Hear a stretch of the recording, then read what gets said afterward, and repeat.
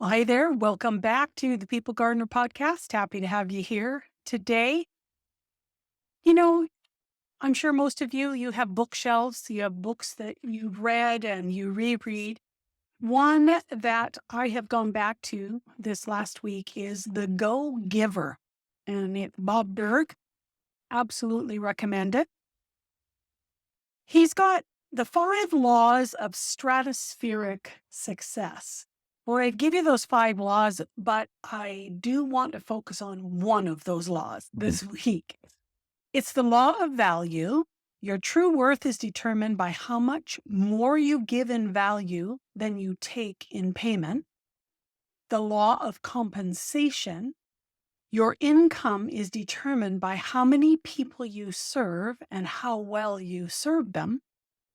The law of influence is your influence is determined by how abundantly you place other people's interests first. The law of authenticity, the most valuable gift you have to offer is yourself.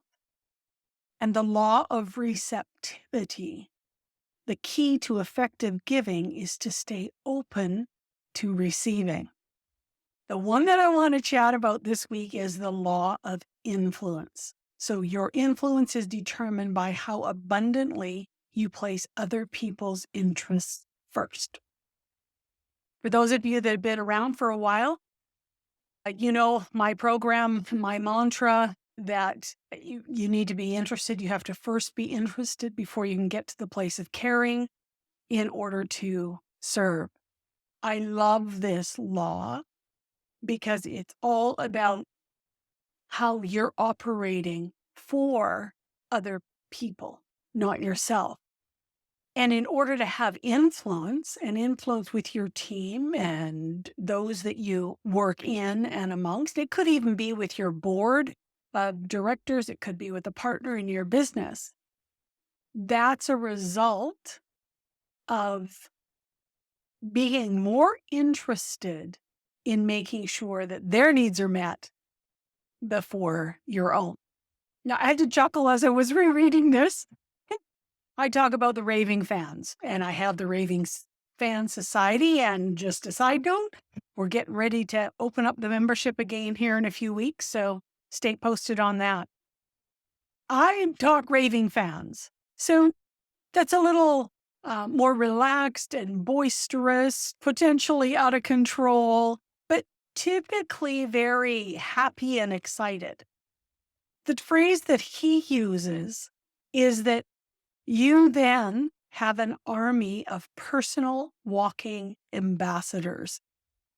Sounds a little more statesman-like and maybe reserved, professional, but it's the same thing. You have a group of people who have experienced you in a way that they have become your extended voice.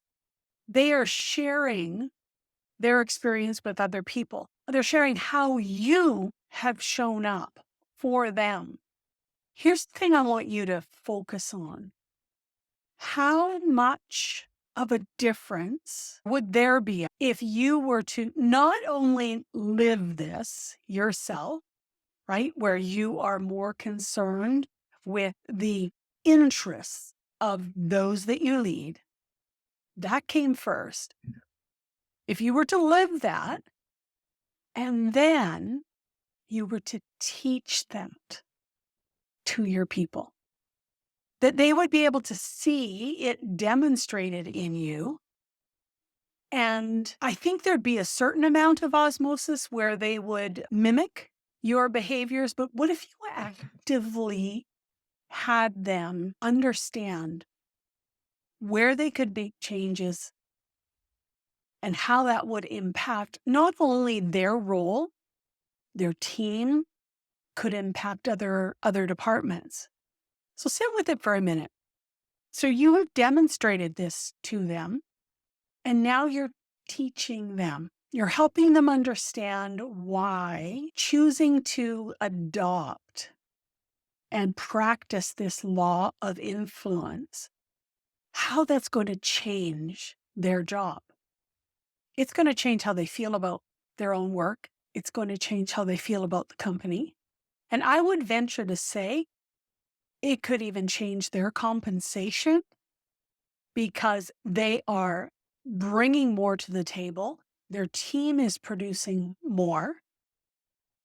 What do you think? I love the thought of you being the student, you understanding this particular law and you embracing it and making those changes and teaching it. What are some of the ways that you can embrace this law? You can really implement this law into your day, into how you interact. I know one of the ways that I instituted this particular law when I was in corporate, I was on a mission to remove every single roadblock that anybody on my team had in order for them to do their job. So if they had a software program that was not efficiently helping them to do their job, we looked at ways to address that. If they had interaction between another department and them that just was super clunky and didn't work, and they had to spend so much time cleaning up what it was that they got into their desk, that as far as they were concerned, I might as well just do it myself because then I can get it done right. So finding those roadblocks, those inefficiencies, figuring out how to help people communicate and interact with each other, how to share information in a way that others could be receptive to it. These are all part of your role as the business owner, as the leader, is helping to identify ways that you can serve your team, that you can help them excel and just really feel like at the end of the day, they've contributed and they're productive. So they're not sitting there in frustration. They're not sitting there wishing they were anywhere but there. So this law of influence, and what happens is you become this influencer, not because you have decided that that's what you're going to be. You become this influencer because you have put more emphasis on other people and their interests. And as a result, so many things come to you. Givers attract. So when you're giving, you're attracting, and then you need to receive. And that what you're going to receive can be many, many things. It could be that warm fuzzy in your heart because somebody says something lovely about you. It could be that you're getting more business because your team, they're talking outside the job about you as their leader and how just fabulous it is to work at the company.